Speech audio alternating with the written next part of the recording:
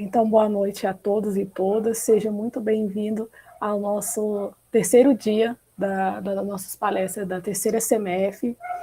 Hoje nós temos como palestrante a Michele Barreto, cujo o tema da palestra é Esporte Adaptado, como desenvolver. Bom, pessoal, para quem não me conhece, eu sou a Bianca, presidente do Centro Acadêmico. Queria agradecer muito a presença de cada um que está aqui. Já de antemão, agradecer a presença da Michele, que aceitou o nosso convite. E só dar alguns avisos. As perguntas vocês podem fazer pelo chat, ou se quiserem abrir o microfone e a câmera, mas assim, a gente pede que seja feita no final. E a lista de presença também será passada ao final da palestra, viu, gente? Agora eu vou apresentar a professora Michele. A professora Michele, ela é graduada em Educação Física pela Fagmo, ela possui especializações em Lato Sensu em Educação Física Adaptada pela Unicamp, Dança e Consciência Corporal pela Universidade Gama Filho, Aspectos Metodológicos da Pesquisa Científica e Atividade Motora Adaptada pela UFJF e MBA em Gestão de Negócios pela USP. Mestre em Educação Física na área de Concentração e Movimento Humano pela UFJF e doutora em Educação Física na área de Atividade Física Adaptada pela Unicamp. Atualmente, ela é diretora da Fagma, aqui em Lavras, e membro pesquisador da Academia Paralímpica Brasileira, e coordenadora e pesquisadora do Grupo de Estudos em Educação Física Adaptada. Bom, agora eu passo a palavra para você, professora. Pode ficar à vontade. Bom, obrigada, Bianca. Primeiramente, agradecer o convite, né? Fico muito honrada de poder compartilhar um pouquinho do meu conhecimento com vocês e principalmente de vocês terem buscado um curso, né, para o evento de vocês nessa temática, que muitas vezes é pouco discutido. Mas boa noite a todos os participantes, obrigado por estarem aqui. Antes de começar a falar um pouquinho, né, realmente do nosso tema, quero só fazer uma enquete com vocês, tá? Todo mundo tem que levantar a mão e tem que ser de verdade. Combinado? Quem entrou no curso de Educação Física sonhando, eu quero trabalhar com pessoas com deficiência? Levanta a mão. Tem que ser de verdade. Ninguém, né? Nem eu. Acreditem, quando eu entrei, eu nem sabia que existia essa possibilidade. E eu formei já tem um tempinho, né? Me formei em 2005, me formei aqui na Fagamo mesmo. Hoje eu sou, né, virei professora aqui na Fagamo, virei diretora, fui coordenadora do curso de Educação Física, hoje sou diretora da faculdade. E eu realmente não sabia dessa possibilidade quando eu entrei no curso de Educação Física. Eu entrei para a Educação Física porque eu era bailarina e eu queria trabalhar com alta performance no balé, era esse o meu objetivo. E no meio do caminho eu tropecei na disciplina de Educação Física Adaptada, né?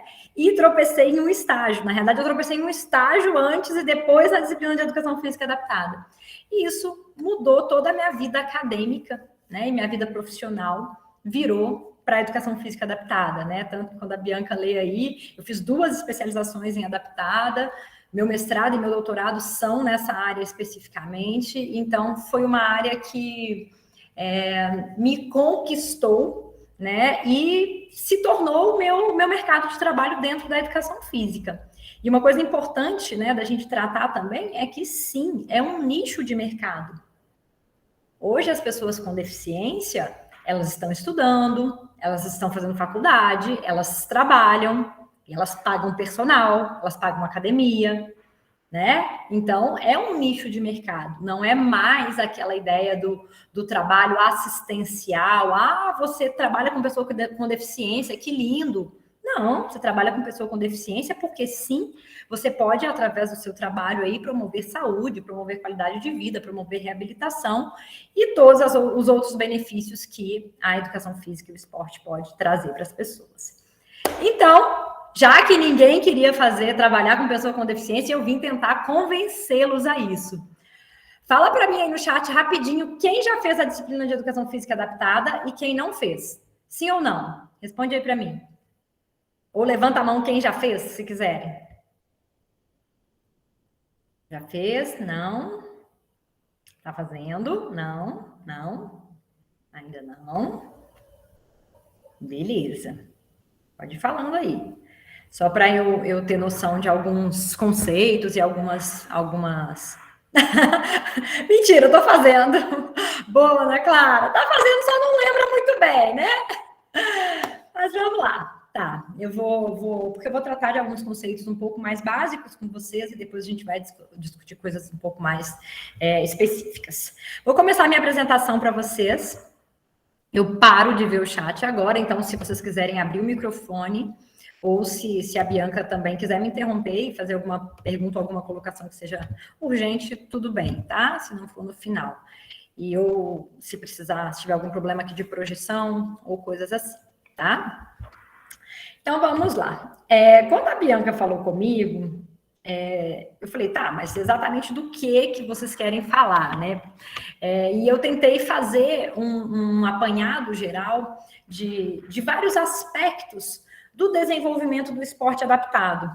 E eu perguntei ali no chat, né, quem é da licenciatura e quem é do bacharelado? Porque aqui a gente não vai fazer essa distinção, tá? Vamos pensar na educação física como promotora do esporte, independente do local, seja ele fora da escola, numa escolinha específica, ou dentro da escola regular, ou ainda vamos pensar na atividade física de maneira geral em alguns momentos, tá? Então, eu coloquei como pontos para vocês aqui o conhecimento básico sobre as deficiências, a avaliação física e a avaliação do processo de aprendizagem, o desenvolvimento e adaptações de atividades pedagógicos e materiais e modalidades paralímpicas. Então, vamos começar a falar rapidamente aqui sobre a pessoa com deficiência. E por que eu trouxe essa setinha para vocês, né? Vamos tomar muito cuidado com a nomenclatura correta. Nesse nosso universo de adaptado aqui, as coisas mudam de nome de tudo e quanto é jeito, né? Então, era pessoa com necessidades especiais, várias pessoas especiais, várias terminologias que não são mais utilizadas, né? Então, de acordo com a OMS, com a LBI, né, que é a Lei Brasileira de Inclusão, a gente trata como pessoa com deficiência, né? E esse termo ele vem com algumas fundamentações aí de que a essência, né, é a pessoa. O que ela tem é um detalhe, ela não deixa de ser uma pessoa, né? Ela não é um cadeirante, ela não é um cego, ela é uma pessoa que possui uma deficiência, ok? Então, vamos usar essa nomenclatura correta aí, enquanto não muda, mas acho que agora não vai mudar não, tá? E a Lei Brasileira de Inclusão, ela define a pessoa com deficiência que tem algum impedimento aí de longo prazo, né, que eu não vou conseguir reverter. A gente tem deficiências temporárias, mas aqui não é isso que a gente está falando. Às vezes, a pessoa quebrou a perna e está usando cadeira de rodas por um tempo. Né, alguns autores tratam isso como uma deficiência temporária, mas aqui não, a gente está falando das pessoas com deficiência mesmo, tá? Que tem algum déficit aí nos aspectos físicos, nos aspectos intelectuais, nos aspectos sensoriais, audição, visão, ok? E que esses impedimentos, né, eles minimizam ou dificultam a interação ou a participação plena dessa pessoa na sociedade, e aí em todas as esferas, na escola, no esporte, no mercado de trabalho. Então, para que a gente realmente considere uma pessoa com deficiência, a gente se baseia nesses conceitos que a LBI traz. E aí, o que é muito difícil, isso é um ponto que eu vou tratar muito com vocês, né? A diversidade que a gente tem, mesmo tendo algumas categorias de deficiência. Vamos pensar aqui, né? A pessoa com deficiência física. Nesse grupo aqui, eu tenho pessoas que amputaram uma perna porque sofreram um acidente de moto. Eu tenho uma pessoa que amputou os dedos num acidente de trabalho. Eu tenho uma pessoa que nasceu com uma lesão medular congênita e tem uma tetraplegia. Eu tenho uma pessoa que nasceu com paralisia cerebral e tem uma hemiparesia, metade do corpo paralisado. Então, dentro desse grupo, olha quantas coisas eu tenho. E dentro dessas coisas, eu ainda tenho diversas classificações. Depois vocês vão entender porque eu estou falando disso. Na deficiência visual, né? Vou falar aqui desse termo aqui para vocês, dessa diferença entre congênita e adquirida, né? Isso se aplica a todas as deficiências, a todos esses tipos de deficiência, né? Então, congênita é quando o indivíduo nasce com a deficiência e adquirida quando em algum momento da vida ele adquire por diversos motivos, por saúde, por acidente, por N tipos de acidentes, tá? Então, ele, em algum momento da vida, eu não era cega, né? Eu não nasci cega e a partir de uma doença X, que eu desenvolvi um descolamento de retina, aos meus 20 anos, eu sofri um acidente e perdi a visão. Então, eu adquiri após os 20 anos. E olha que diferença. Uma criança nasceu totalmente cega, eu depois dos 20 anos fiquei cega. Tá? Vamos guardar isso. Isso com a deficiência auditiva, com a deficiência intelectual, que normalmente, né, a deficiência intelectual, tirando, por exemplo, quando eu pego um grupo, porque dentro da deficiência intelectual eu também tenho, por exemplo, a pessoa que nasce com síndrome do X frágil, a pessoa que nasce com síndrome de Down, ela está aqui nesse grupo. Mas tirando esse grupo aí, que a gente tem diagnósticos genéticos mais fáceis, às vezes as pessoas detectam que um aluno, que a pessoa tem deficiência intelectual, quando ela começa na fase de alfabetização, que ela não acompanha o ritmo dos outros colegas. Às vezes uma criança é diagnosticada com deficiência intelectual, que a gente tem vários níveis, né? Então, se eu tiver uma deficiência intelectual leve, a gente tem leve, moderada e severa, se eu tiver uma criança com deficiência intelectual leve, às vezes ela é diagnosticada lá nos 5, 6 anos, quando é exigida a alfabetização dela, né? E, além disso, eu tenho deficiências múltiplas. Eu tive uma experiência com uma amiga, quando eu fazia a minha primeira pós-graduação lá na FEF, na Unicamp. Eu tinha uma amiga que trabalhava numa instituição lá, que trabalhava com crianças e adolescentes surdo-cegos. A gente tem a surdo-cegueira. Imaginem como é difícil. Imagine como é o contato com essa pessoa. Ela não vê o que você está demonstrando e ela não ouve o que você está orientando. Como é que a gente dá aula de educação física para ela? E a gente dá, né? Como é que eu ponho essa pessoa para desenvolver habilidades motoras? A gente faz pelo contato, a gente faz por manipulação, a gente faz de diversas formas. Então, gente, para vocês terem, né, noção desse universo, ele é um universo muito grande, né? E é um universo que tem muitas variáveis, né? Eu posso falar para vocês assim, olha, eu tenho um aluno que tem o braço, eu tenho 10 alunos que têm o braço direito amputados. Todos têm braço direito amputados. Só que eu tenho um que está aqui, eu tenho um que está aqui, eu tenho um que está aqui, eu tenho um que perdeu sua mão, eu tenho um que teve desarticulação. Tudo isso é amputação, mas tudo isso faz muita diferença para a gente. Isso aqui também, ó, ser congênita ou adquirida, faz muita diferença para a gente. É o exemplo que eu dei para vocês. Imaginem que eu, né, uma criança, nasci totalmente cega, e eu vou aprender a andar, né, vou aprender a correr, vou aprender a saltar, vou aprender tudo isso na minha aula de educação física. Certo? Quando eu tiver com 25 anos, eu tenho uma habilidade X. Não sei se totalmente desenvolvida para um padrão, né, de um adulto, mas eu tenho uma habilidade motora X. Eu tenho, por exemplo, a Michelle, que aos 20 anos ficou cega por um acidente com uma arma de fogo. Mas os 20 anos anteriores, ela foi vidente. E aí, aos 25 anos, essas duas pessoas vão jogar goalball juntas. É igual. A habilidade motora que eu tenho é igual a da outra que nasceu totalmente cega. Então, são muitas variáveis nesse universo. Então, vocês vão falar, Michelle, mas então não tem jeito. Tem. A gente tem que conhecer, mas tem jeito.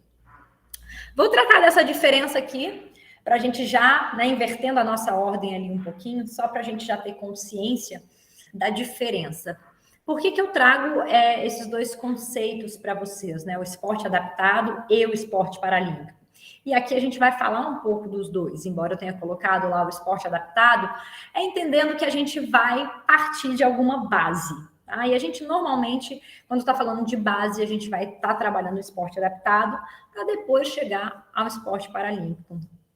de fato. O que é, né? O esporte adaptado, ele é qualquer modalidade, qualquer forma de adaptação, sem regras, que eu consigo fazer de uma modalidade para que aquela pessoa com deficiência participe. Por exemplo, eu tenho uma pessoa que tem baixa visão, tá? E ela não é totalmente cega. Mas eu coloquei um aro no basquete maior, tá? Na minha aula de educação física, coloquei um bambolê com pisca-pisca, com iluminação, para que aquele meu aluno jogue basquete. Eu fiz uma adaptação do basquete para que um aluno com baixa visão vivencie o basquete. Beleza? Esporte adaptado para uma criança com deficiência visual. Esporte paralímpico. São as modalidades que fazem parte do programa das Paralimpíadas. Então, em Tóquio, né, 2020, 2021, nós tivemos essas modalidades aqui. Então, quando eu falo de esporte paralímpico, eu estou falando dessa modalidade, dessas modalidades que estão aqui. E quando eu falo do basquete, aqui, ó, eu não estou falando que eu consigo aqui colocar meu menino cego para jogar. Porque o basquete do esporte paralímpico é o basquete em cadeira de rodas. Então, aqui eu venho para o universo do alto rendimento, eu venho para um esporte, né, para algumas modalidades que são excludentes. Não são todas as pessoas com deficiência que estão no esporte paralímpico. A pessoa com deficiência auditiva está no esporte paralímpico? Existem as surdo-olimpíadas, que é uma Olimpíada específica para pessoas com deficiência auditiva. Mas lá, nas Paralimpíadas, não tem uma modalidade específica para pessoas com deficiência auditiva. Entenderam a diferença? Então, aqui, a gente vai falar do esporte adaptado, a gente até vai chegar aqui no esporte paralímpico, porque isso é importante também de ser trabalhado, porque se eu tenho... Por exemplo, estou trabalhando numa escolinha de futebol, ok? Ou estou trabalhando, vou colocar as duas realidades para vocês, tá? Eu tenho o professor que está lá dentro da escola, na aula de educação física, que está trabalhando o futsal, e eu tenho um professor, o bacharel, que está trabalhando numa escolinha de esportes de um clube e também trabalha com futsal. Esse menino com deficiência visual, ele pode jogar futebol de 5. Então, se essa pessoa, se esse aluno tem uma predisposição para o futebol, se essa pessoa tem um interesse, se ela tem habilidade, né? Por que não, lá dentro da escola mesmo, eu já começar a mostrar a possibilidade de que ele pode chegar no esporte paralímpico, que ele pode chegar aqui no futebol de 5, que ele pode chegar no alto rendimento. Então, eu acho muito... eu não gosto muitas vezes dessa grande dicotomia, né, da educação física, licenciatura e do bacharelado, porque às vezes você priva, né, a atuação do profissional. Vou chegar ali no final, vou falar para vocês das Paralimpíadas Escolares. Poxa, quem vai para as Paralimpíadas Escolares? E quem treina dentro da escola? Né? É o licenciado? Ou é o bacharel que teria que desenvolver esse treinamento? Mas, enfim, isso não vem ao caso. Então, só para vocês entenderem, né? Estamos falando aqui de esporte adaptado, vamos falar de algumas flexibilidades, né? Tanto que essa foto aqui que eu trago para vocês, até o tema do meu estudo de mestrado, é a dança esportiva em cadeira de rodas. É uma modalidade de esporte paralímpico, embora, tá vendo o símbolo aqui atrás do Comitê Paralímpico Internacional, embora seja reconhecido pelo Comitê Paralímpico Internacional, não é uma modalidade que faz parte ainda dos Jogos Paralímpicos, nem de inverno, nem de verão. A possibilidade é que entre nos Jogos de Inverno, tá? E aí vamos falar de avaliação física e de avaliação de processo de ensino-aprendizagem, tá? Vamos analisar essa foto aqui, né? Estamos falando de avaliação. Quem já fez a disciplina de avaliação física, já fez testes de avaliação motora, né? Deve entender que a gente tem vários padrões. Poxa, eu faço uma avaliação de dobra cutânea para eu saber meu percentual de gordura, para eu ir treinar na academia, e eu tenho protocolos, correto? Como é que eu vou aplicar um protocolo de dobras cutâneas em alguém que não tem uma perna?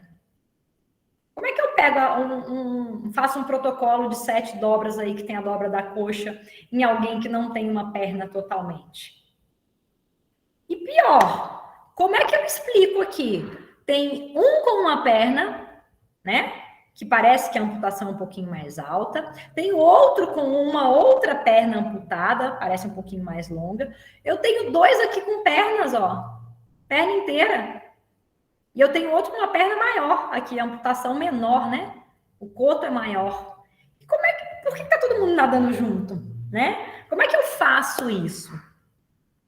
A avaliação, né? Tanto a classificação funcional que eu vou falar para vocês, mas a avaliação dentro da educação física adaptada, ela é uma pedra no sapato de todo mundo. Olha quanta diferença que a gente tem nesses 2 atletas aqui. Eu tenho, provavelmente, tá? Não sei falar mas, com certeza, mas provavelmente sejam pessoas que tenham nascido com anomalias congênitas, ou seja, nasceram assim, ok? O único que daria para falar que seria uma aquisição aqui seria uma amputação de ombro, mas...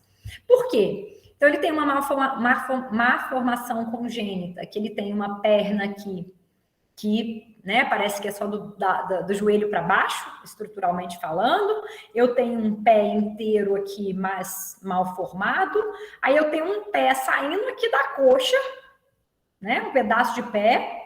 Eu não tenho braço, tem nada aqui. Aí de cá, eu não tenho nada de perna, não tenho nada de pé, mas eu tenho 2 pedaços de braço. Tem um pedaço de antebraço aqui de dedo, ó, um outro pedacinho de mão. E aí, gente, como é que eu avalio? Como é que eu padronizo, né? É uma dificuldade muito grande, principalmente quando a gente está iniciando, né, na educação física adaptada, porque a gente tem muita variedade de comprometimentos. Como eu falei para vocês, aqui, ó, tem vários níveis de amputação de perna diferente. Tem diferentes aqui formações congênitas. Então, o que a gente precisa, né, pensar aqui? O que a gente faz dentro da avaliação física, da avaliação motora convencional, a gente tem muita dificuldade, que é padronizar testes. Eu lembro que eu participei de uma experiência que a gente estava tentando fazer Eu participei, na realidade, tem um professor da Unicamp que trabalha bastante com avaliação, que é o professor Gorla, né? Ele até tem um livro de avaliação motora adaptada, que vale a pena para quem for trabalhar, quem quiser fazer TCC. E a gente estava tentando, sabe aquele teste, o Shotoran, do toquinho, que você pega, corre, pega, volta, coloca o toquinho. Nós estávamos tentando fazer uma adaptação para o Shotoran em cadeira de rodas. E aí, nessa experiência que a gente estava fazendo ali, a gente, na realidade, estava... a gente aplicou o teste para tentar identificar quais seriam os problemas, o que teria que ter de adaptação. E aí a gente tinha um grupo de pessoas que jogavam handball em cadeira de rodas na Unicamp, e eu tinha um amigo da turma também, que era usuário de cadeira de rodas, e a gente foi fazer esse teste.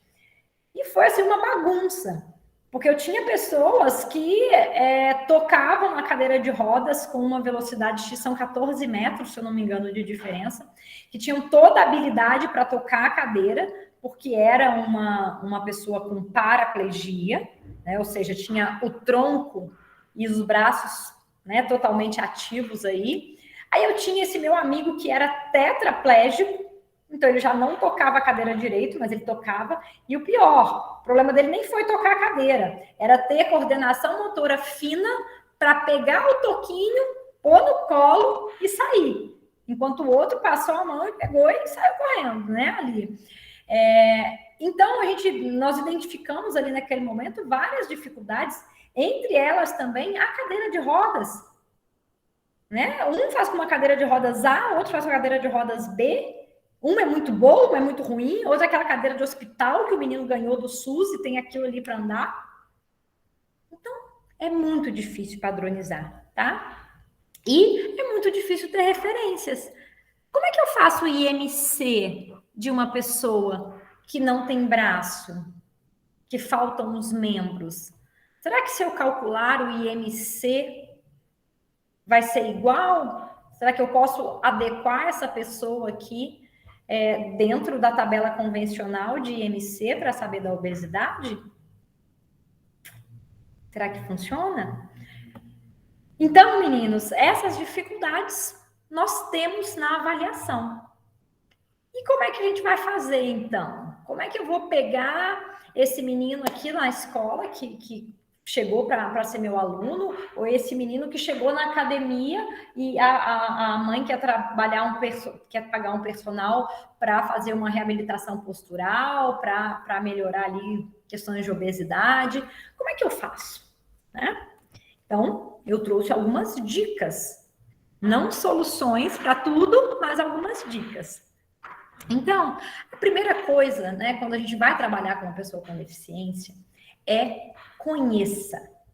Conheça. Por quê?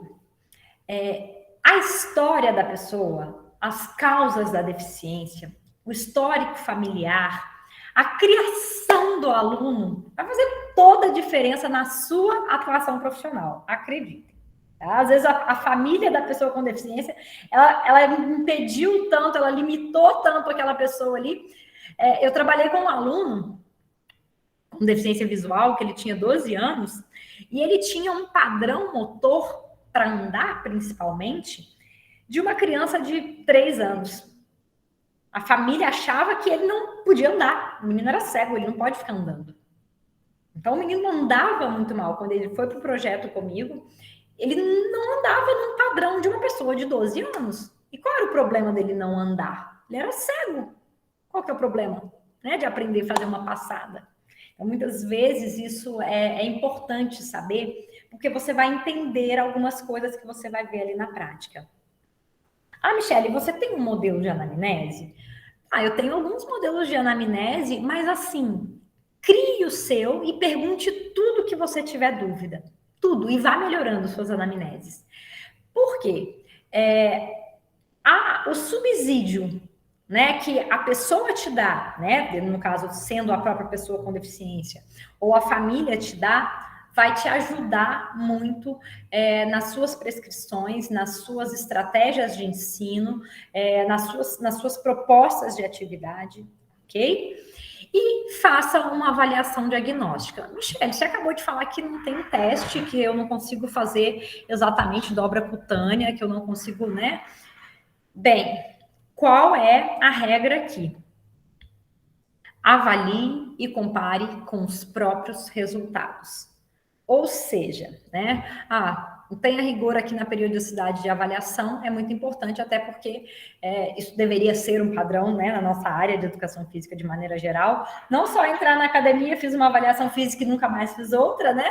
Para a gente realmente ter comprovação e ter resultados ali palpáveis, né? Visíveis do nosso trabalho, isso é muito importante.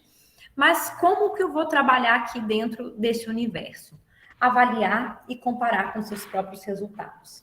Por quê?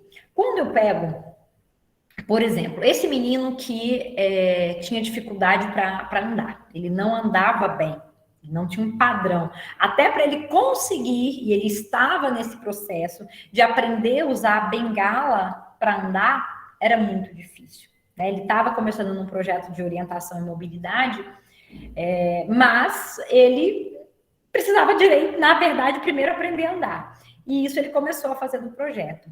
Então, como é que eu fazia? Isso a gente estava fazendo nossas bolinhas. Hoje teria muito mais fácil, né? Eu filmei vários testes no sentido de ter ele andando de costas, ter ele sentando, levantando e andando. A gente não tem um teste desse?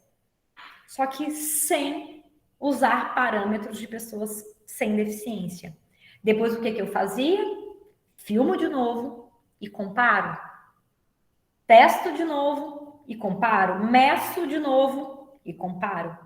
Tá? Então, tenham isso em mente. Nós temos alguns testes, nós temos algumas possibilidades, mas normalmente não resolve a nossa vida. Por exemplo, chegou lá na academia uma pessoa com lesão medular, ok? Uma pessoa paraplégica ou tetraplégica. Você precisa trabalhar, o que você vai trabalhar com essa pessoa? Beleza, eu preciso trabalhar ali fortalecimento de core, né? Vou conseguir trabalhar membros superiores, porque tem algum padrão de movimento. Beleza. Que teste que eu vou fazer? Poxa, eu posso fazer um teste de ver quanto tempo ela consegue sustentar os 2 braços abertos. Posso fazer flexão de tronco e analisar. Será que ela sustenta aqui? Quanto tempo que ela consegue sustentar o tronco nessa posição? Ela faz hiperextensão? Quanto ela faz de hiperextensão? Quanto ela faz de flexão de tronco? E aí depois você vai treinar e vai avaliar. Por quê? A qualidade do movimento também aqui, ela vai ser importante. Porque uma coisa é eu falar para vocês, e aí vocês têm nem todos têm esse conceito, né? Mas uma pessoa que é tetraplégica não é aquela pessoa que fica deitada na cama e só mexe o olho, né? Eu tenho a pessoa tetraplégica que joga rugby em cadeira de rodas, porque a gente tem diferentes níveis. Então, eu tenho uma pessoa que é tetraplégica e que tem movimento de ombro, ok? Ela consegue tocar a cadeira dela, mas uma coisa é ela ter esse movimento de ombro. Outra coisa é depois de um treino, ela ter esse movimento de ombro com essa velocidade. Ou ele ter essa amplitude de movimento e depois ele ter essa. Então, foquem em desenvolver, né, padrões de movimento com qualidade. Né, padrões de movimento que ajudem esse aluno no esporte, no dia a dia dele. Tem uma palestra que eu ministro, que é sobre autonomia por meio do esporte, da atividade para pessoa, da atividade física para pessoa com deficiência, que é justamente tratando disso. A pessoa com deficiência, ela faz a atividade física por todos os motivos que nós também fazemos. Ela faz por estética, ela faz por saúde, ela faz por qualidade de vida, ela faz por reabilitação. Mas tem uma coisa que nós não fazemos e para ele, né, para a pessoa com deficiência, é muito importante, que é para autonomia de movimento. É muito diferente uma pessoa que consegue se transferir da sua cadeira de rodas para o seu carro, para o vaso sanitário, para a cama, do que uma pessoa que depende de outra para carregar. Então, nós, principalmente ali dentro da academia, poxa, eu tenho uma pessoa que é paraplégica e não consegue fazer transferência, tem alguma coisa errada. Uma pessoa paraplégica, ela tem musculatura ativa suficiente para fazer transferências. Então, bora treinar isso. Bora treinar tríceps, bora treinar bíceps, bora treinar ombro. Né? Então, a gente precisa entender também que existem algumas necessidades que a gente consegue suprir, né, com atividade física. E, então, não se preocupe com referências. Pense que eu faço o teste dele e comparo com ele mesmo nas evoluções. É o mais tranquilo. Quando você consegue... Michele, mas eu consigo fazer um protocolo de 3 dobras. Beleza, use um protocolo de 3 dobras. Não é problema nenhum. Mas, o de 7 dobras você vai conseguir? Não vai. Você vai usar, por exemplo, um protocolo de 7 dobras num tetraplégico, que muitas vezes tem muita perda de massa, tem às vezes ali um processo de reabilitação que não foi bom, tá? E por último, conheçam, estudem aí, né? Estudem aqui, né? Ou não estudo. Estudem sobre a classificação funcional. A classificação funcional tá aqui, ó. A classificação funcional tá aqui, ó. É uma exigência daqui. Não preciso de uma classificação funcional para o menino da escola. Preciso de uma classificação funcional para falar por que todos esses aqui estão nadando junto. E aí, por que eles estão nadando junto? Depois vocês me respondam no chat aí. Por que nadam com perna e nadam sem perna? Né? Por que corre um que tem uma prótese e corre outro que tem 2 próteses?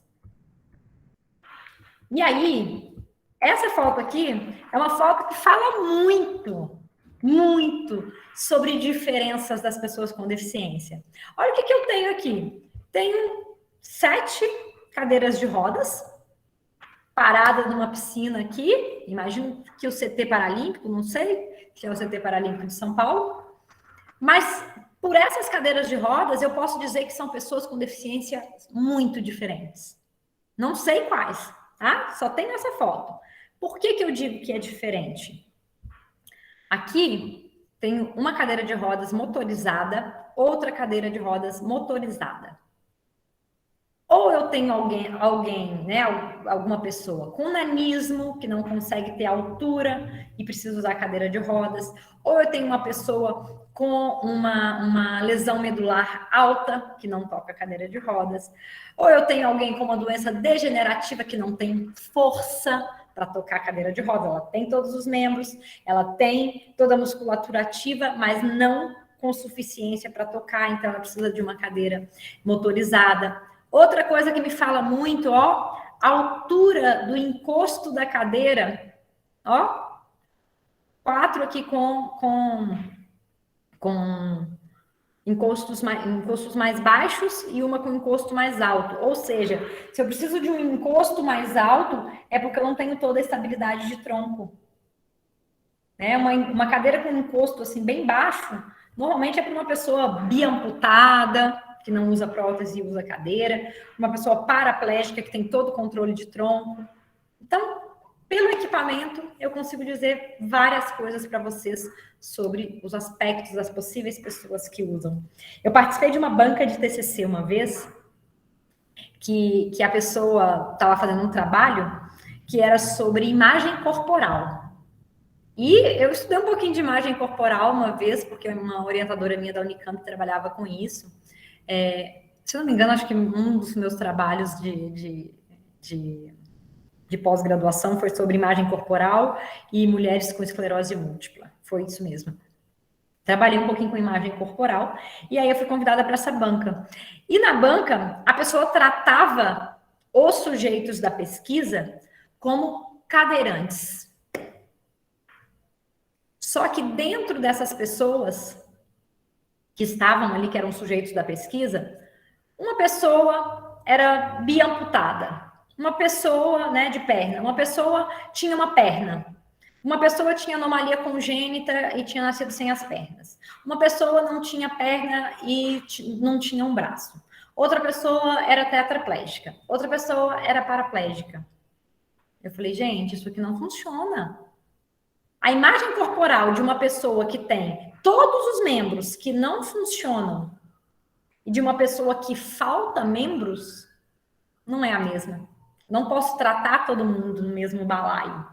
É diferente, a ausência do membro é diferente para a pessoa. Então, a gente tem todas essas nuances aí. E aí, vamos pensar no processo de ensino-aprendizagem. Bianca vai controlando meu tempo aí, tá? Eu falo muitas vezes e vou passando.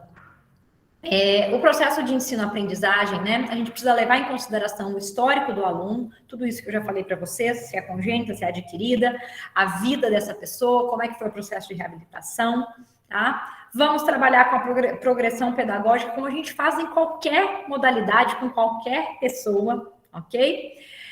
Comunicação, e aí comunicação aqui a gente está falando de maneira geral e principalmente em alguns casos do auxílio do tato. Eu tenho uma menina aqui com deficiência visual praticando judô e a professora precisa posicionar a perna dela para que ela, né, faça o golpe corretamente ou aprenda o golpe corretamente. A repetição para memorização, muitas vezes ela vai ser, né, vou ter que ter um número mais alto para eu conseguir atingir esse objetivo, tá? Uma pessoa cega demora um pouco mais para memorizar, por exemplo, que uma criança que é surda, tá? E quando possível, principalmente no esporte, use nomenclaturas técnicas, porque a nomenclatura técnica, ela ajuda a pessoa a memorizar. Então toda vez que eu falar o golpe X, eu sei que eu tenho que fazer isso, né? Eu usava isso bastante no balé. E aí, desenvolvimento, adaptação das atividades, pedagógicos e materiais. Vou focar primeiro nesses itens aqui, sobre os materiais, equipamentos e o ambiente. Começa por aí. Vocês nunca vão ter um ambiente totalmente adequado para a prática de vocês na nossa vida real. Ah, Michelle, eu vou trabalhar lá no CT Paralímpico. Beleza, você vai ter. Fora isso, esqueçam. Mas a gente precisa pensar na qualidade do ambiente para desenvolver o esporte adaptado. Eu preciso ter bebedouro adequado, eu preciso ter banheiro adequado, eu preciso ter rampa, né? Eu preciso promover a acessibilidade para essa pessoa chegar ali. Nossa, teve um estudo meu, um orientando meu que estudou há algum tempo atrás a acessibilidade das academias de Lavras para usuários de cadeira de rodas, né? Várias das academias não atendiam, porque já começava que era no segundo piso. Quem não era no segundo piso, né? Não tinha espaçamento e tudo mais ali. Em relação aos equipamentos, gente, tem muita coisa que é o convencional. E tem muita coisa, né? Quando a gente pensa aqui em materiais, vou falar de materiais e equipamentos de maneira geral. O convencional atende, mas para muitas coisas é adaptação no sangue, suor e lágrima, porque não vai existir um material, um equipamento específico na minha academia de musculação para o cadeirante. Tá? Então, as estratégias de adaptação, de uso de elástico, uso de braceletes com gancho, sabe aquela tornozeleira que a gente usa para fazer glúteo, que você encaixa na polia? Aquilo ali é excelente, né? Quando a gente consegue adaptar, para você treinar um amputado. O amputado não vai segurar a barra, né? Para fazer o exercício. Então, a gente precisa ter estratégias para adaptar, porque a gente não vai encontrar. Outro exemplo, equipamentos que são muito caros. Cadeira de rodas. Eu vou conseguir comprar 10 cadeiras de basquete em cadeira de rodas para minha escola? Muito provavelmente não. Então, para começar, vai ser com a cadeira dele mesmo. Bola de goalball. Uma bola de goalball custa cerca de R$800. Custava, né? Porque com dólar hoje deve custar, sei lá, uns 1.200. Será que eu vou ter uma bola dessa para desenvolver o goalball? Não. Se a gente não vai ter, a gente vai adaptar, ok? Eu trouxe Deixa eu ver se vai dar tempo. Depois eu volto nesse videozinho para vocês. É só uma adaptação de uma pessoa pulando corda num crossfit, uma pessoa amputada. No final eu volto e mostro para vocês se der tempo. Né? Mas a gente tem coisas que são bem simples. Então, por exemplo, Michelle, eu quero desenvolver o halterofilismo. Eu gostaria de fazer uma escolinha de halterofilismo aqui em Lavras. Não, é uma modalidade difícil de adaptação. Eu preciso fazer essa pessoa chegar até lá, né? Porque normalmente é um usuário de cadeira de rodas ou uma pessoa que usa muletas, né? Pela característica da classificação funcional. Se for esporte adaptado para qualquer um, é todo mundo ali fazendo o halterofilismo independente, né, da deficiência. Mas é simples.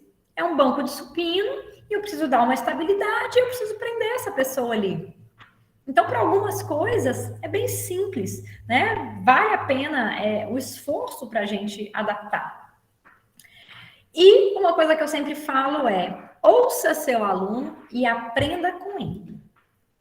O Gabrielzinho, né, que foi um destaque agora nas Paralimpíadas, inclusive de Juiz de Fora, o Gabrielzinho nasceu com uma anomalia congênita, né? Desde sempre. Acho que ele tem 22, 24 anos, que ele vive desse jeito. Então, seu aluno, muitas vezes, ele vai te ajudar muito quando a gente vier tratar disso aqui, ó, de pedagógicos e de adaptação das atividades. Porque, às vezes, para a gente, o que é quase impossível de pensar, porque, gente, como é que eu vou levar esse menino para a academia para treinar? Como é que eu vou treinar peito com esse menino aí? Será que ele não treina nada de peito? Será que eu não consigo, de forma nenhuma, fazer alguma coisa com ele? Eu não sei da capacidade de mobilidade dele ali, tá? Mas ele tem do lado de cá, ele tem um pedacinho maior de braço, tá?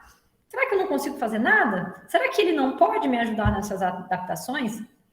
Eu falo muito isso porque quando eu comecei a trabalhar nesse estágio, eu fui para um treinamento, eu ainda não tinha feito a disciplina de adaptada, e várias vezes eu realmente não sabia o que fazer. E eu tinha um aluno com deficiência visual, que ele era um adulto já mais velho, e ele era muito expert em me dar dicas, assim, vamos tentar fazer isso, vamos tentar fazer aquilo, né? Eu lembro de uma vez que eu montei uma coreografia, gente, todo mundo ri de mim até hoje disso. Eu montei uma coreografia, e esse projeto era no SESI, e era num palco, né? Então o palco era alto, não muito alto, mas era alto, e tinha uma coreografia que entravam duas filas, assim, do fundo do palco em diagonal, e eles se encontravam aqui. E eu tinha várias deficiências misturadas nessa coreografia, nesse projeto. E quem que eu coloquei para puxar a fila? 2 cegos. Quem mais tinha risco de cair lá embaixo foi quem eu coloquei para puxar a fila. E aí eles falaram comigo depois, né, de tudo, porque na realidade teve um episódio que a gente fez uma apresentação aqui na praça e tinha uma iluminação muito forte, e um deles tinha retinose pigmentária, então tinha baixa visão, mas era, né, uma perda considerável. E ele falou: Michele, eu não enxergava, era mais nada. O pouco que eu enxergava, aqueles holofotes me tiraram. E era um palco muito alto, e aí gerou muita insegurança para eles. Coisas que hoje eu não faria, né? Colocaria uma pessoa com síndrome de Down para puxar a fila, muito mais prático. Ele pararia antes de cair do palco, né? Mas a gente vai aprendendo muito. E vale a pena ouvir, né? Vale a pena conhecer o que ele já faz, saber das habilidades dessa pessoa para facilitar a sua vida, tá? E aí eu falo com vocês do esporte adaptado na escola e as oportunidades que as pessoas com deficiência têm para praticar esporte. Muitas vezes, né, ainda hoje, a gente tem ambientes que não aceitam pessoas com deficiência no convencional, e as pessoas alegam N coisas, né? Ah, eu quero colocar meu filho na escolinha de esporte do clube X. Ah, não, a gente não aceita pessoa com deficiência. Acontece. Tá? Quero colocar meu filho na natação da academia X. Ah, ele tem deficiência e tal. Ah, a gente não pega. A gente ainda tem isso. Aí o menino vai para a escola. Lá na escola ele vai ter educação física, porque a inclusão é obrigatória, né? Desde a LDB. O que acontece com ele? Na hora do intervalo, ele vai para a biblioteca. Eu tive um aluno que foi fazer um estudo numa escola, que ele queria estudar a inclusão de um aluno com deficiência visual na educação física. Era um estudo de caso na escola que ele fez estágio.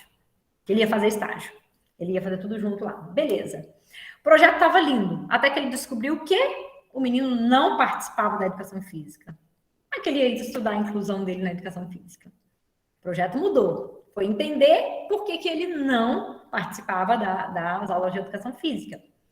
E aí foi feita uma entrevista com a professora de educação física, com a professora de apoio, né, que era a monitora ali que ajudaria ele na educação física, e com o aluno, que tinha aí seus 12, 13 anos, tá? Ensino fundamental. A professora respondeu, em linhas gerais, que ele nunca tinha feito educação física desde que ele entrou na escola, então por isso que ele não fazia. A monitora respondeu que ele não fazia educação física porque ele tinha medo de bola. Ou seja, a educação física se resume em uma bola. E o menino respondeu que ele adoraria fazer educação física, mas a professora de apoio levava ele para a biblioteca e a professora de educação física não deixava ele participar. E aí? Cadê a minha inclusão na escola? Cadê a oportunidade dessa pessoa ter o esporte como qualidade de vida, ter o esporte como uma futura vida profissional? Daniel Dias tem uma super bolsa atleta profissional, né? Ganhou quanto aí por medalha na última Paralimpíada?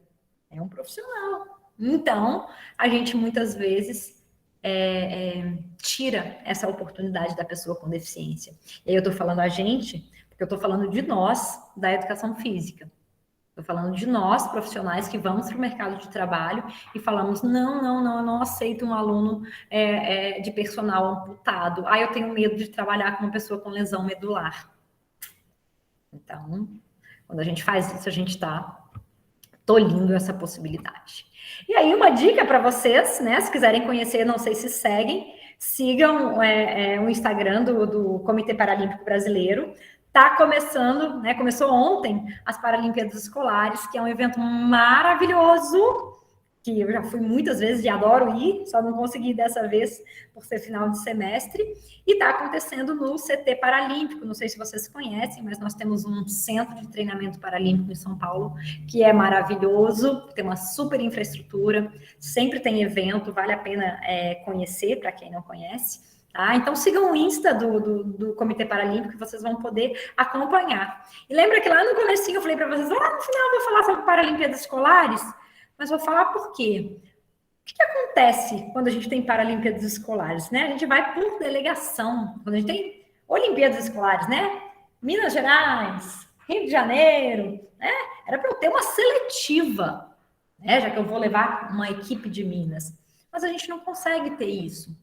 Porque a pessoa com deficiência, ela não está se desenvolvendo na escola enquanto um possível atleta. E eu não estou falando para a educação física escolar ser só esporte, não.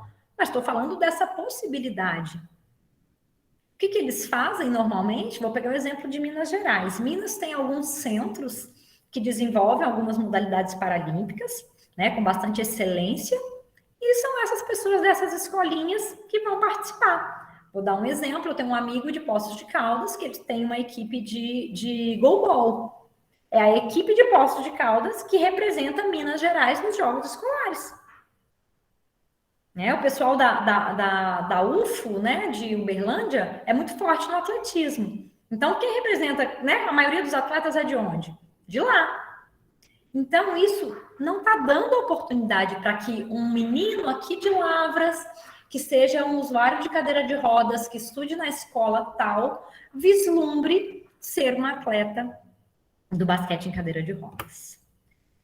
E acho que é isso. Meu muito obrigada a vocês. Minhas redes sociais aí, se quiserem me seguir, se quiserem fazer alguma pergunta, se quiserem acompanhar alguma coisa. Além disso, estou aqui na Fagamo, estou de portas abertas para vocês. Meu Instagram, um e-mail aí para vocês, meu LinkedIn, meu Facebook. E eu espero que eu tenha contribuído com vocês e que tenha sido produtivo esse tanto que eu falei aqui. E tô aberta, Bianca, e demais pessoas. Nossa, excelente palestra, muito boa. Bom, fico feliz que tenham gostado. Por enquanto, a gente não tem nenhuma perguntinha. Se você quiser mostrar o vídeo que você queria mostrar... Posso mostrar? Pode ficar à vontade. Vai lá, Hércules, pode perguntar primeiro. Qual a dica para esses professores? Deixa eu voltar aqui, desculpa. Boa noite, Michele. Vai lá, Hércules. Depois eu leio a Jaqueline, então, que eu Tá bom, perdão. Primeiramente, né, parabenizar pela palestra incrível, incrível, incrível mesmo. Obrigada. Eu também estou no curso de Educação Física e ainda não fiz as disciplinas de adaptadas. E eu creio que eu já estou com uma bagagem grande para ir para essa disciplina, com certeza. Que bom. Deixa eu te perguntar. Você acha que, por exemplo, os Jogos Olímpicos e as Paralimpíadas Escolares ainda é um tabu perante a mídia?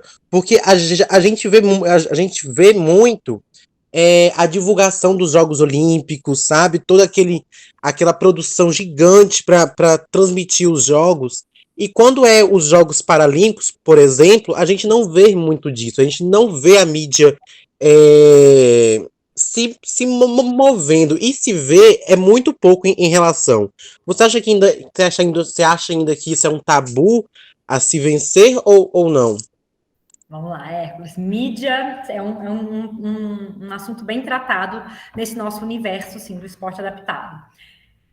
Existe tabu, existe preconceito, existe falta de interesse dos telespectadores Existe, por exemplo, colocar, não estou falando de Tóquio, porque Tóquio realmente o horário era inverso, tá? Eu fiquei, gente, no período das Paralimpíadas de Tóquio, eu parecia um urso panda, porque eu passava a madrugada assistindo as coisas, acordava cedo para ver os jogos e vinha trabalhar. O que acontece? Muitas vezes, né, a mídia local, né, de onde está acontecendo, não valoriza tanto, coloca em horários muito ruins. Eu lembro de Londres, em 2012, que a Sport TV transmitia os jogos, reprise dos jogos, de madrugada. Então, olha quantos empecilhos eu tenho aí. Sport TV, que é televisão fechada, e de madrugada. Quem vai ver? Né? Eu tive uma vez uma informação, né, de uma pessoa do Comitê Paralímpico, que o Jornal Nacional não queria anunciar fazer uma cobertura das Paralimpíadas numa determinada edição. Tem um que eu tenho até raiva dele, tá? O Thiago Leifert, quando ele apresentava acho que era Corujão do Esporte, ele não quis inserir da pauta dele o esporte adaptado, o esporte paralímpico, de alguma edição dos Jogos, acho que foi Londres também, tá? Então, ainda tem isso. Mas a gente ainda tem um outro problema, vou falar de uma coleta de dados que a gente fez também na época das Paralimpíadas do Rio. Eu fiz um estudo com profissionais de educação física sobre o que eles tinham visto das Paralimpíadas. Profissionais de educação física. E várias pessoas não tinham visto nada, não procuraram saber nada. Tá bom, tá ruim, mas melhorou. Esse ano, por exemplo, a TV Brasil, que é um canal aberto, transmitiu vários jogos. A Sport TV transmitiu vários jogos, né? Óbvio, com essa dificuldade do horário, né? Do Japão, mas transmitiu vários jogos.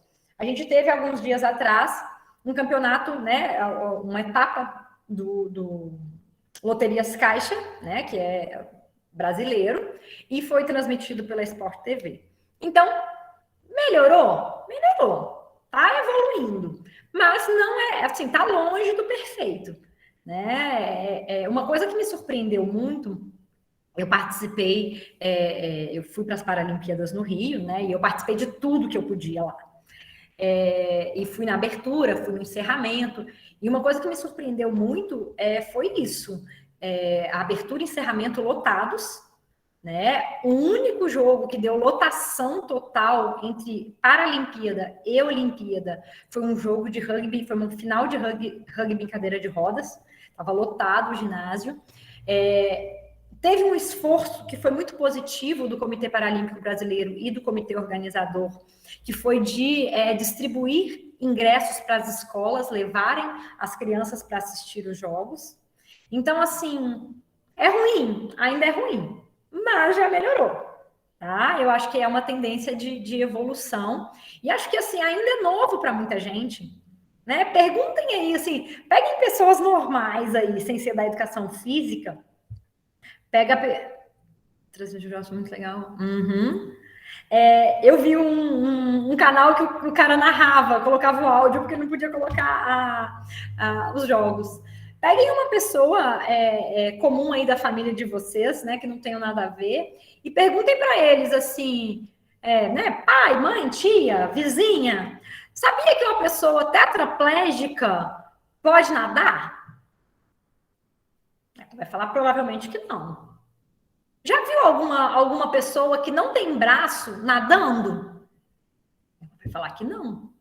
Então, ainda existe muito desconhecimento nessa área. Eu lembro de um evento que eu fiz de atletismo lá nos meus tempos de estágio, e eu tinha um aluno que tinha ele tinha ele teve meningite, então ele tinha um comprometimento motor muito grande, andava muito devagar, e aí eu fiz uma corrida para ele de 20 metros na pista de atletismo. Então, ele, né, eu dando a mão para ele caminhou os 20 metros e cumpriu a prova dele lá no festival de atletismo. E aí a minha avó foi assistir esse evento, ela, nossa, mas por que você fez isso com o menino? Como se eu estivesse maltratando o menino, ele todo feliz de caminhar, treinou para fazer aquilo, cronometrei, ganhou medalha. Então, ainda tem um estereótipo, um cultural aí, de que as pessoas não têm acesso, né? Isso não cabe mais no nosso universo de profissionais, mas para a maioria das pessoas ainda existe. E o trabalho da mídia está sendo feito, né, de forma lenta, mas já com alguma evolução, né, Hércules? Acho que é isso. Deixa eu responder acho que eu respondi para o Hércules. Respondeu sim. Deixa eu responder a Jaqueline e volto para o Tiago, tá? Qual a dica para esses professores que não conseguem trabalhar a inclusão na escola? Vamos lá. Primeiro é saber por que ele não consegue.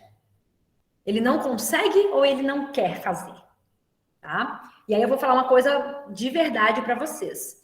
Nunca dei aula em escola regular com um aluno com deficiência na turma, tá? Nunca passei por essa experiência. Eu trabalhei sempre com projetos só com pessoas com deficiência. Tudo misturado ali, mas só com pessoas com deficiência. Então, eu não tenho essa experiência.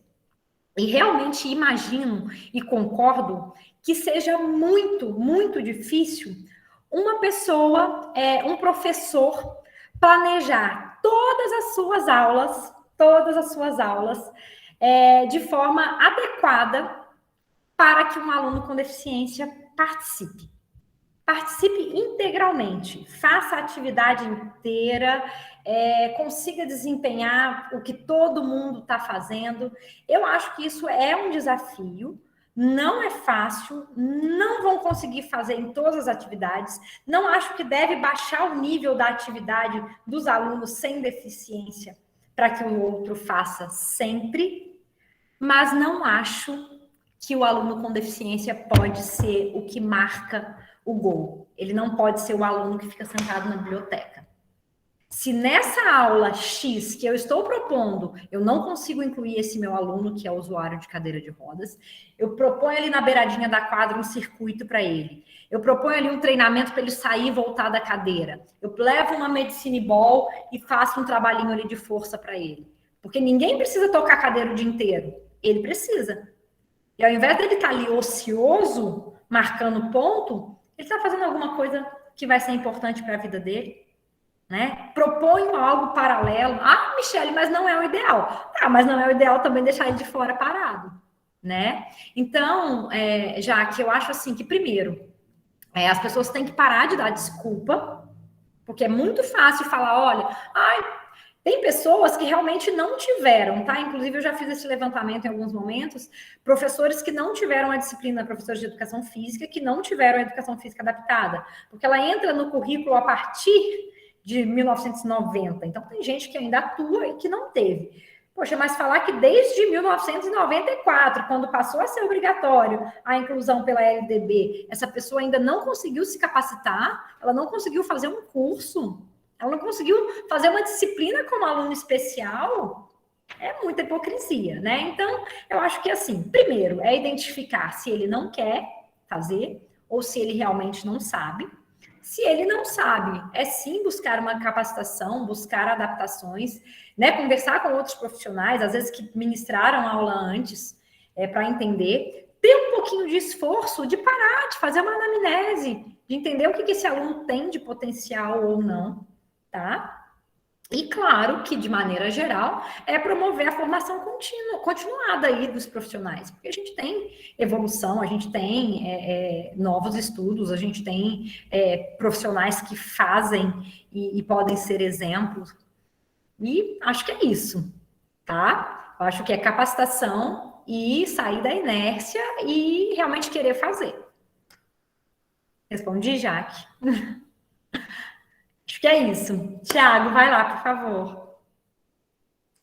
E ai de vocês se falarem que não sabem fazer isso quando se formarem, tá? Eu vou tirar pé de vocês. Fala, Boa Thiago. noite, professora Michele Barreto. Tiago Henrique, aqui de Três Pontas. Tudo bem, Tiago? Prazer. Eu aqui atuo com uma associação de atletismo, uma associação de atletismo de Três Pontas. A gente promove algumas eventos aqui com as crianças também, em uma modalidade de corrida rústica. E eu, olhando a sua fala, eu observei, a gente tem uma categoria para deficientes físicos, né? Mas a questão da adaptação que você colocou, assim, no nosso caso aqui, que a gente faz corrida mirim, que é de rua, como que isso poderia se adaptar a essa participação para aqueles que não vão conseguir correr literalmente com os pés no chão, ou que vão estar em cadeira de roda ou em outras condições? Isso pode ser feito? Pode, vamos lá. Tem um projeto que, inclusive, eu vi essa semana alguém postando, uma amiga minha, é uma pessoa que fez uma especialização comigo. Eles têm um projeto que eu não vou conseguir lembrar o nome agora, mas depois eu mando para você se eu lembrar. Que é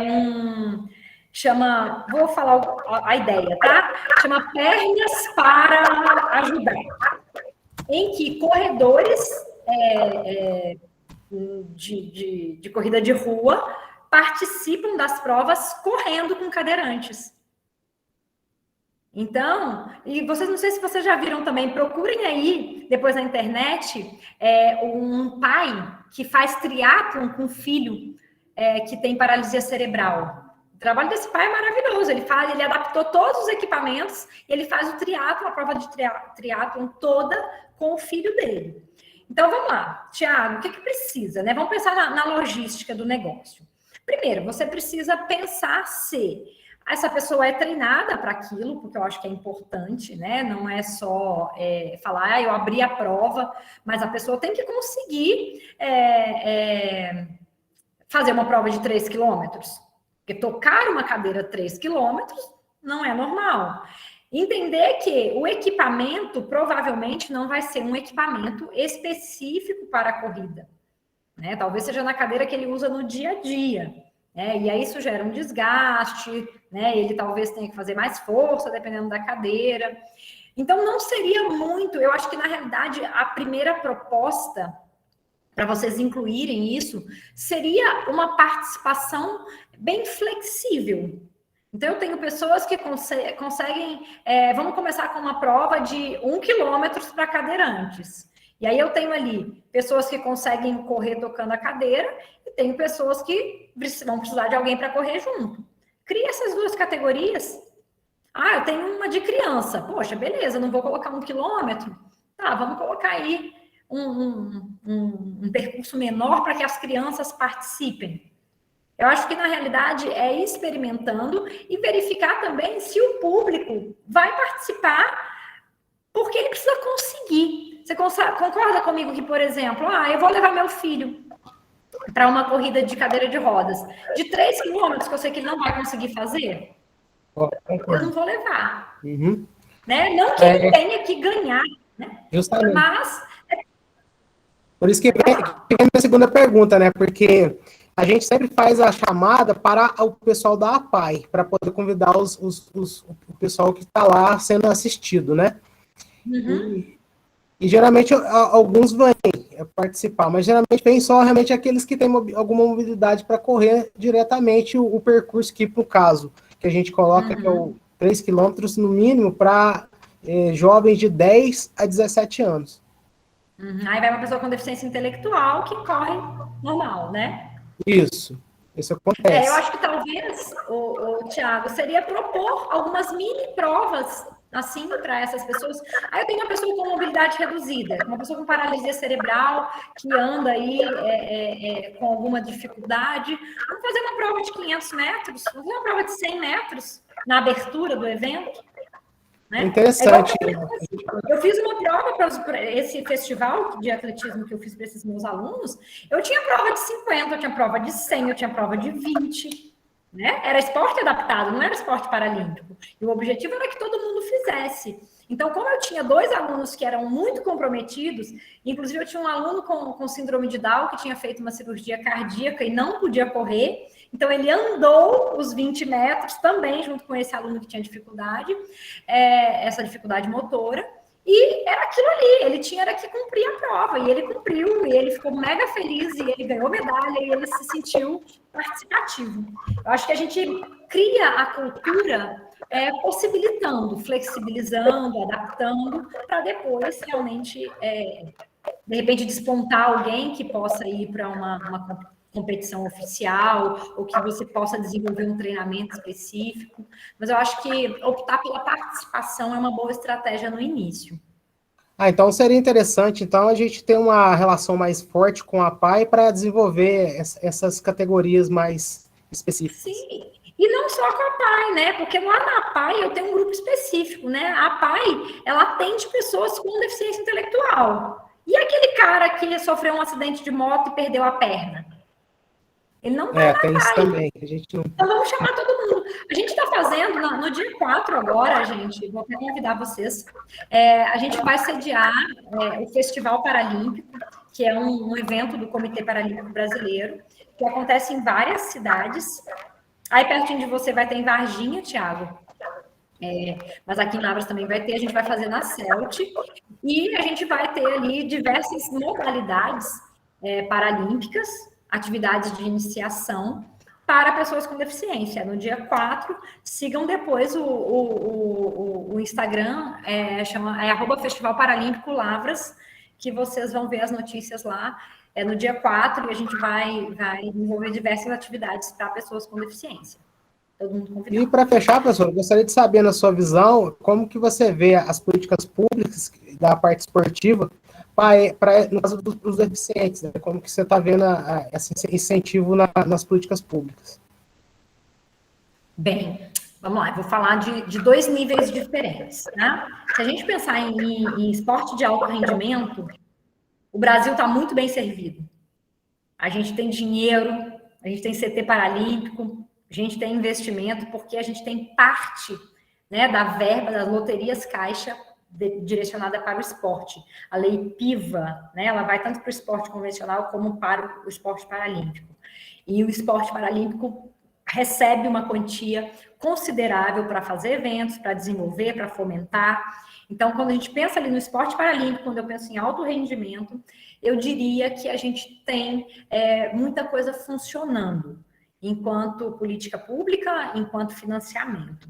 Agora, quando a gente pega em níveis mais baixos, né, níveis municipal, níveis estadual, níveis municipais e estaduais aí, a gente tem um pouco mais de dificuldade desse fomento, desse desenvolvimento, dessa capacitação profissional, né? A gente está ainda um pouco limitado quando eu falo do esporte de base, quando eu falo da iniciação esportiva.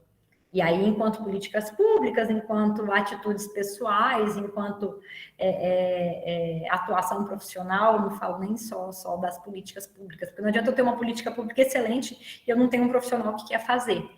Tá? Mas eu acho que a Lei Brasileira de Inclusão também, que é de 2015, ela bate forte nessa questão da educação e do esporte também. Eu só acho que em níveis inferiores e que são muito importantes para o desenvolvimento do esporte, a gente ainda deixa a desejar. Mas em níveis mais superiores, acho que a gente já evoluiu bastante, principalmente em relação à América do Sul, por exemplo. O Brasil tem um destaque muito grande, tanto em desempenho quanto em desenvolvimento. Correto, professor. Obrigado mais uma vez. Por nada, deixa eu ver o da Ana Carla aqui. Não acredito que uma simples disciplina não nos dá uma total segurança para trabalharmos com alunos com deficiência. Concordo. Falou isso pela disciplina de Libras, uma disciplina bem básica que não nos garante um bom trabalho de inclusão com os alunos surdos. Sendo assim, constante estudo e preparação é de extrema importância para que nós possamos... Exatamente, é isso que a gente tem que fazer.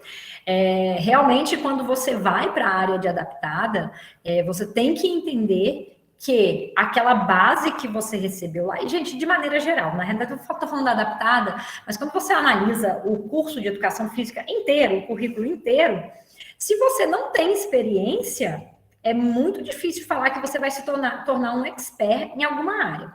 Por exemplo, vamos lá, a Michele entrou para fazer educação física porque ela era bailarina, então quando ela fez a disciplina de dança, ela se saiu muito bem, e ela sai daqui e consegue trabalhar com dança. Beleza, fácil. Opa, a Michele nunca fez nenhuma arte marcial, nunca fez judô.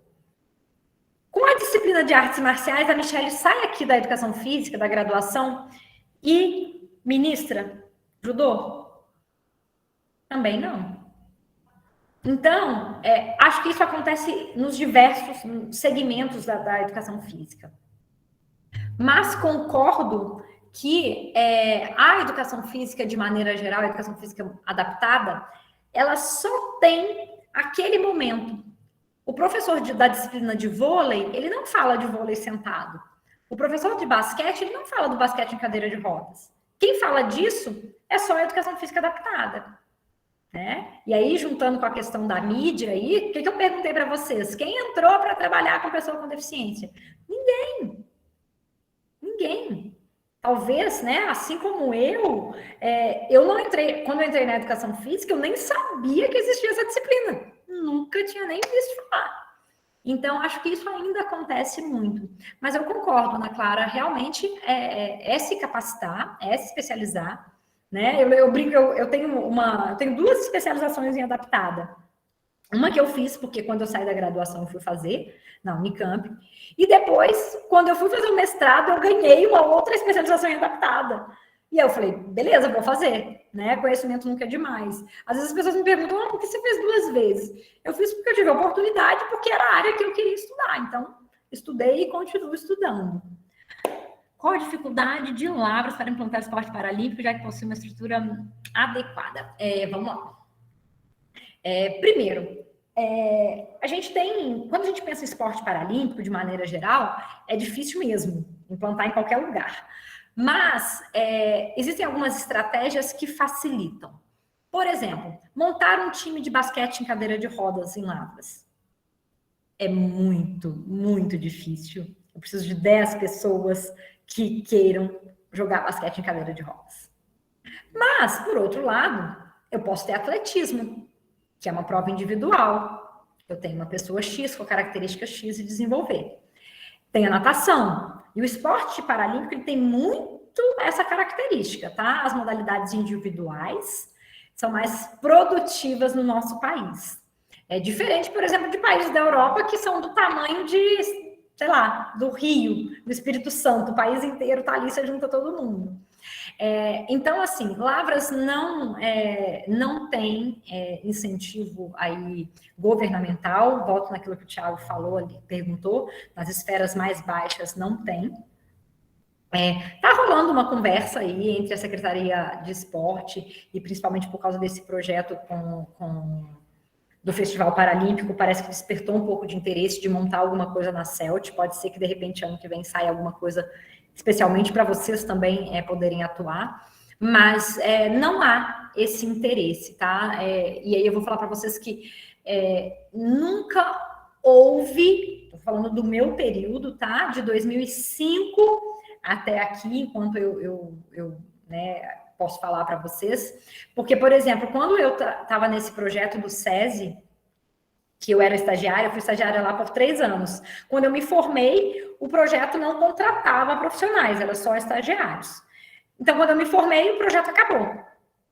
E aí, eu fiz uma reunião na época, na prefeitura, para trazer o projeto do SESI para a prefeitura. E teve 0 interesse. Aí, com o passar do tempo, não sei se vocês conhecem a Associação Conquista, foram os meus alunos lá em 2005.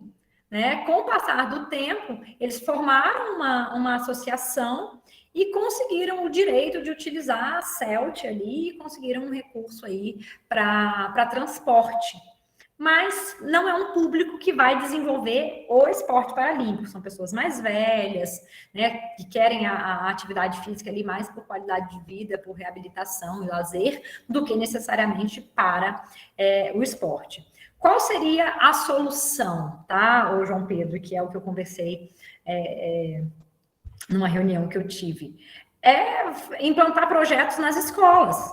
Um mini projeto de futebol de 5 para criança cega na escola X. Vamos pegar todo mundo, todas as crianças da rede municipal e levar para essa escola X para fazer escolinha de futebol 2 vezes por semana. Né? Eu acho que às vezes as pessoas ficam muito também focadas no eu quero a inclusão, eu quero meu filho lá na escolinha do LTC, de futebol. Mas lá eles não aceitam um menino cego, mas ele não quer ir também para uma escolinha específica. né? Então, tem todas essas nuances, assim, que precisam ser trabalhadas, precisam ser entendidas, né? E realmente precisa ter um investimento público aí, ou mesmo privado, de algumas empresas, algumas instituições que apoiam, para que se consiga implantar. Mas já tentei em alguns momentos e é complexo, mas ainda pretendo fazer isso também. Respondi?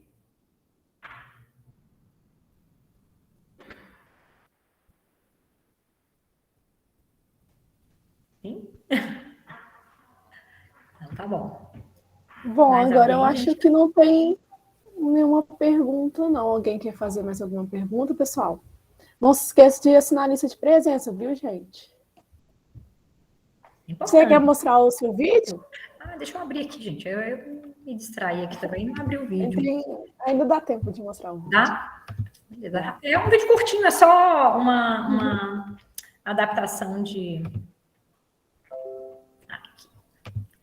uma coisa que é muito simples. Um vídeo até de uma página do Facebook. Isso vai ficar travando muito, mas a ideia é realmente... Deixa eu abrir minha outra aba aqui. Aqui.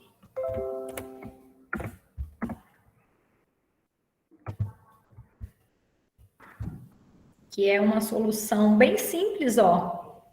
Eu acho que eu não consigo ampliar isso aqui, não. Deixa eu ver.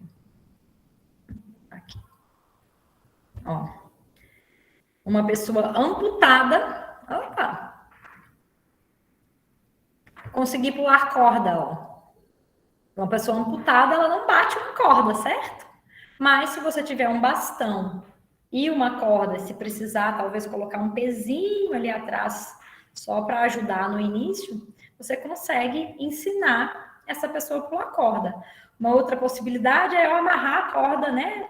Pensar que é na academia, tá? Amarro ali num espaldar ou numa barra, prendo a corda ali para ela não descer e essa pessoa consegue pular corda. Então, são adaptações que muitas vezes eu falo que é bem de criatividade do profissional do que necessariamente investimento. Né? Às vezes as pessoas falam, por exemplo, a bola de golbol custa R$800, que a Michelle falou. Tá bom, mas se eu tivesse 6 crianças cegas querendo jogar golbol, eu vou enrolar a bola de basquete num monte de sacolinha de papel celofane e vou fazer ela jogar. Vou comprar um monte de bolinha de cachorro, sabe aquela que tem aquele guizo? Eu até tenho uma, mas acho que não tá aqui não. Tem aquele sininho e vou trabalhar golbol com eles. Vou trabalhar pedagógicos de golbol, de deslocamento, de orientação e mobilidade. Então, muitas vezes adaptar recursos do que necessariamente falar, olha, minha academia, eu não tenho um aparelho para isso, não consigo fazer uma pegada, a minha escola não tem tal material. Então, acho que tem muito isso também. E é de sentar, estudar, de ouvir a pessoa com deficiência, né? Tiago, se você não fez adaptada ainda, esse próximo semestre eu vou ministrar adaptada aí no lugar da professora Natália, tá? Nesse próximo semestre, que eu acho que inicia em janeiro, se eu não me engano, tá? Senão também pode vir fazer aqui na Fagama como aluno especial. Então, assim, eu acho que vale muito essa questão da criatividade mesmo, do recurso, da adaptação simples ali. Eu lembro de um professor que ele levou uma delegação, eu acho que ele é do norte do país, tá? Não sei dizer muito bem. Ele apresentou um banner num evento que teve do Comitê Paralímpico sobre adaptação de materiais para o desenvolvimento de atletismo para pessoas com deficiência. Ele adaptou tudo, desenvolveu tudo. Ele não tinha nenhum equipamento oficial e ele fazia dardo, ele fazia disco, ele fazia arremesso. Ele criou tudo ali e conseguiu desenvolver. E ele leva o time dele para as Paralimpíadas Escolares todo ano. E ele nem tem tanto recurso assim. Então, acho que isso também vai um pouco da nossa vontade, da nossa busca, porque isso também é didática, tá, gente? Isso também é função do profissional. Eu não tenho. Poxa, então, eu não tenho, não faço? é necessariamente assim. Eu não tenho, mas o que eu posso ter, ou o que eu posso usar para fazer? Acho que vale isso da nossa parte também. Mais alguém? Mais alguém, gente? Gente, qualquer coisa também, vocês podem entrar em contato com a Michele ou com a gente do Centro Acadêmico e a gente passa a pergunta para ela, viu? Eu acho que todo mundo devia ligar a câmera, a gente tinha que fazer um print para eu postar vocês. Ninguém liga a câmera, aposto, na aula. Professora Michele, quando eu estiver voltando à UFLA, eu gostaria muito de falar com a senhora para propor um projeto com a associação aqui de atletismo dentro dessa proposta nossa, junto com o Então, bora. Só vir aqui me procurar, ou falar, Bianca tem meu telefone, me adiciona aí nas redes sociais, eu costumo responder bem. Quando eu consigo, eu costumo responder bem. E vamos conversar, vamos propor uma coisa diferente aí. É aquilo, vai que cola. Vai que tem a gente está com um projeto bem amplo aqui, professora, que a gente está com um projeto bem amplo, que a gente vai unir junto com o grande projeto com a matemática, poesia e xadrez, as corridas mirins. A gente tem realizado em 7 cidades já, a gente está querendo expandir isso para fazer um circuito. Então, exatamente. Vai ser uma construção aí. Então, vamos colocar, por exemplo, o cadeirante para jogar xadrez. Justamente. A gente explica melhor com o tempo. Obrigado. Bom, então eu queria agradecer a presença de cada um que está aqui. Mais uma vez, da professora Michele, que topou estar aqui com a gente. Foi uma palestra sensacional. Muito obrigada, viu, Michele? Bom, fico feliz que vocês tenham gostado. Contem comigo sempre aí para o que vocês precisarem, né, das organizações de vocês. Já que vou estar aí no próximo período, que eu acho que começa em janeiro, não é isso? Vocês terminam um agora e começam em janeiro. Então, quem quiser fazer adaptada, quem já fez e quiser fazer como ouvinte, vai ser um prazer ter vocês Inclusive, eu vou estar lá. Ah, que bom, fico feliz por isso. Tá? Então, bora todo mundo lá fazer adaptada comigo. E o que vocês precisarem para outros momentos, para outros eventos que eu possa contribuir também com outras temáticas, vai ser um prazer. Eu realmente espero, assim, é muita coisa, né, para falar. Às vezes, assim, às vezes eu tenho muita experiência em alguma coisa, assim, aí eu quero contar uma coisa, eu quero inserir aquilo ali, aí eu falo muito, mas eu espero que vocês tenham conseguido aí absorver e estou aberta aí para dúvidas, para conversas posteriores, para a gente conseguir, quem sabe, aí ter outros apaixonados por adaptada. Bora fazer um print, gente? Liga a câmera aí. Vamos abrir a câmera, pessoal. Eu já vou interromper a gravação. Aqui.